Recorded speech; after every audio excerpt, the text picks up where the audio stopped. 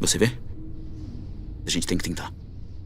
Fala galerinha do canal, tudo bem com vocês? Estreou lá na Netflix, esses dias tá bem fresquinho lá no catálogo da Netflix, um filmaço que vale a pena trazer aqui no canal pra gente conversar um pouco sobre ele, que é a Sociedade da Neve, um filme que já foi gravado em 1993, com o nome de Vivos, contando a tragédia do avião que levava a seleção de rugby uruguaia para fazer um jogo no Chile. Porém, eles têm um acidente lá e o avião acaba caindo na Cordilheira dos Andes. Esse filme que estreou na Netflix esses dias, ele é dirigido pelo Juan Antônio Bayona, que é um diretor sensacional, que trouxe filmes bem bacanas aí, como O Impossível, aquele filme também de tragédia, de tsunami, né? Conta toda aquela saga da mãe para salvar os filhos. O Orfanato, que também é um filmaço, e um filme que eu adoro, que é 7 minutos depois da meia-noite. E depois eu quero trazer um vídeo para vocês aqui falando sobre esse filme, que eu acho esse filme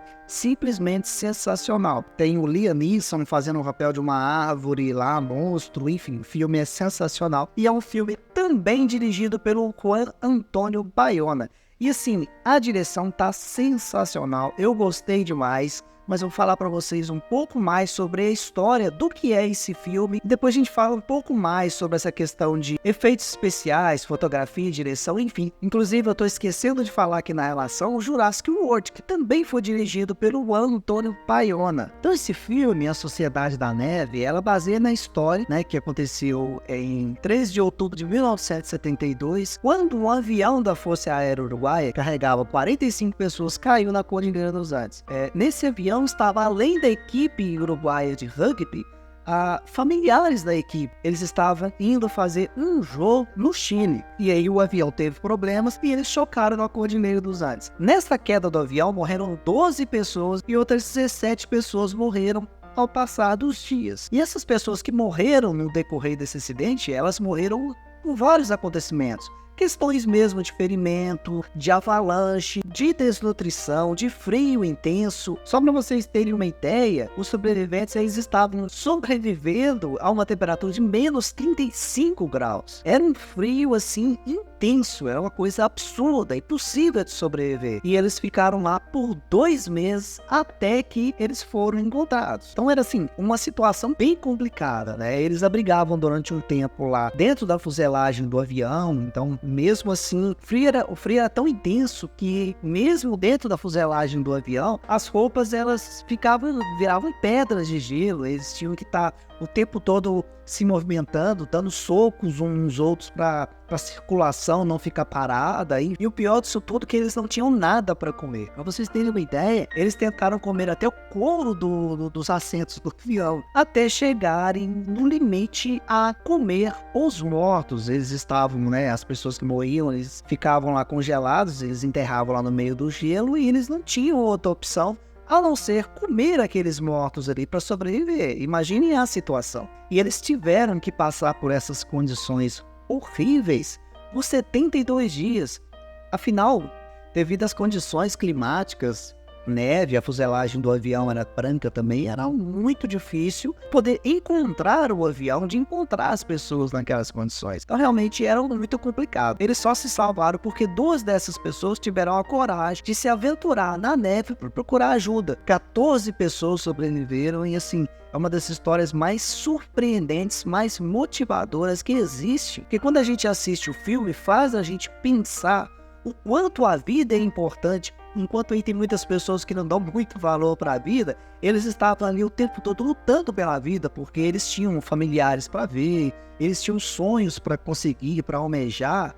Enfim, ele você está vendo seus colegas morrer e imagine o terror psicológico de você ter que comer a própria carne dos amigos das pessoas, ou até mesmo familiares ali que estavam junto com eles ali, para você poder sobreviver, para você não morrer de fome. Olhem a situação. E aí, para quem já assistiu o filme lá de 1993, o filme Vivos, que também foi baseado em um livro, assim como ele fica com uma pulga atrás da orelha. Será que é um remake? Será que é o mesmo filme? Vão contar a mesma história? Porque é a mesma história, né? Conta a tragédia de um avião e tal. Será que a narrativa vai ser a mesma? Eu, quando fui assistir o filme, eu fiquei com esse medo, porque eu já conhecia a história, eu já tinha visto o outro filme, ia contar mais ou menos a mesma história. Eu fiquei com essa pulga atrás da orelha, com esse medo. Porém, é a mesma história, porém narrada de uma forma diferente, de uma forma mais reflexiva, tem uma questão mais psicológica, tem uma questão mais religiosa, que eu achei super interessante. É por isso que eu falei no início do vídeo que eu tiro o chapéu pro diretor, e eu adoro os filmes desse diretor,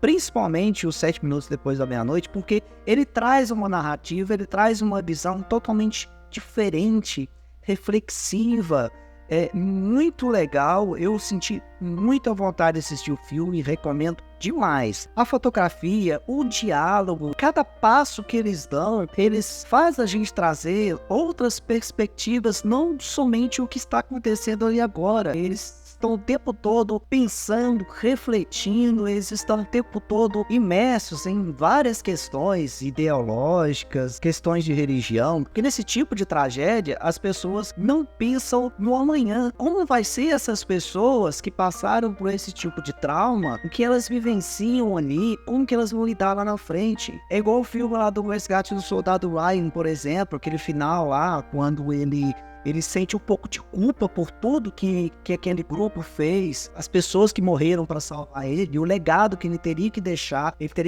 um legado de ser um bom pai, de ser um bom esposo, de ser um bom homem, com um agradecimento para aquelas pessoas que salvaram a vida dele. Então nesse filme, o diretor, ele traz muito isso, essa reflexão de você pensar, será que aquelas pessoas que estavam lá, passando por todo aquele sofrimento, tendo que se alimentar da carne das pessoas que morreram, como é o psicológico da pessoa? Será que aquelas pessoas que saíram vivas dali, elas eram elas mesmo ou viraram outras pessoas, tiveram que transformar durante aquela jornada para sobreviver? Porque é uma questão de sobrevivência, é uma questão bem complexa mesmo. E o diretor conseguiu trazer isso com uma naturalidade tão bem feita, mas tão bem feita que me surpreendi e mais uma vez eu me emocionei no final do filme. E o diretor, ele consegue trazer o filme de uma forma bastante interessante, não precisando ser de forma alguma apelativo, pelo contrário, tem cenas impactantes sim, tem cenas surpreendentes, mas ele não precisou apelar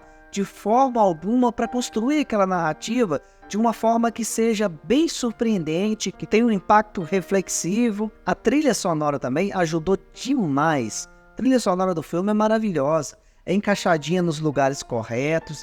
Tem 2 cenas no filme que eu acho assim, cara, são impressionantes. A cena do avião, esse filme ele tinha que ter saído no cinema, muito bem feita a cena. O diretor, ele consegue essa imersão total do telespectador dentro do filme, é como se você estivesse lá dentro do avião. A ambientação, o terror, toda aquela loucura que estava acontecendo, o avião caindo, destroçando naquela imensidão de neve. Cara, é impressionante. E uma outra cena que não deixa a desejar também com essa cena do avião é a cena da avalanche. Sabe, por vários momentos ali naquela cena, parecia que eu tava lá dentro.